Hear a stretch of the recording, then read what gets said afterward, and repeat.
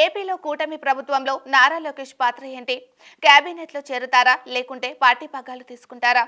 అసలు చంద్రబాబు మదిలో ఏముంది? ఏపీ పొలిటికల్ సర్కిల్లో ఇదో ఆసక్తికర చర్చ నడుస్తుంది. మొన్న ఆ మధ్యన బుద్ధ వెంకన్న టీడీపీ పగ్గాలు లోకేష్ కు అప్పగించాలని కోరారు.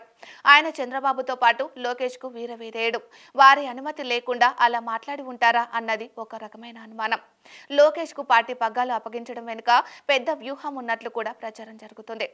అయితే ఒక్క పార్టీ పగ్గాలు అందిస్తే సరిపోదని, ప్రభుత్వంలో సైతం భాగస్వామ్యం అప్పగిస్తేనే లోకేష్ భవిష్యత్తుకు బాగుంటుందన్న విశ్లేషణలు కూడా ఉన్నాయి. 2014లో టీడీపీ అధికారంలోకి వచ్చింది. అప్పట్లో ఎమ్మెల్సీ అయిన లోకేష్ ను మంత్రివర్గంలోకి తీసుకున్నారు. కానీ అందరితో పాటు ఆయన ఒక మంత్రి మాత్రమే. అటు డైరెక్ట్ ఎన్నికల్లో కాకుండా ఎమ్మెల్సీగా ఉన్న లోకేష్ ను కేబినెట్ లోకి తీసుకోవడం విమర్శలకు తావించింది. అప్పట్లో సీఎంగా ఉన్న చంద్రబాబు పార్టీపై అంతగా దృష్టి పెట్టిన దాఖలాలు లేవు. అందుకే ఈసారి లోకేష్ కు పార్టీ పగ్గాలు అప్పగిస్తారని తెలుస్తుంది.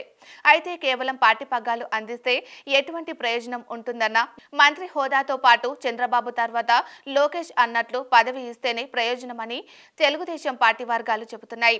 లోకేష్ విషయంలో విపక్షాలు మారుమాట చెప్పే అవకాశం లేదు. గతం మాదిరిగా దొడ్డిదారిన వచ్చేవారిని ఆరోపించడానికి వీలు లేదు. లోకేష్ తనను తాను ప్రూవ్ చేసుకున్నారు. మంగళగిరి ఎమ్మెల్యేగా 90,000 పైచిలుకు మెజారిటీతో గెలిచారు. ఏకపక్ష విజయం సాధించారు. అసలు టీడీపీ గెలవలేని నియోజకవర్గంలో సత్తా చాటారు. అందుకే ఆయనకు పార్టీ పగ్గాలు అందించేందుకు ఇదే కరెక్ట్ సమయం. అదే సమయంలో కీలక మంత్రి పదవితో పాటు డిప్యూటీ సీఎం హోదా కల్పించాల్సిన అవసరం ఉంది. అప్పుడే అటు పార్టీని సమన్వయం చేయడంతో పాటు ప్రభుత్వంలో కీలకంగా వ్యవహరించడం సాధ్యమవుతుందని విశ్లేషకులు అభిప్రాయపడుతున్నారు. మరి చంద్రబాబు ఎలాంటి నిర్ణయం తీసుకుంటారో చూడాలి.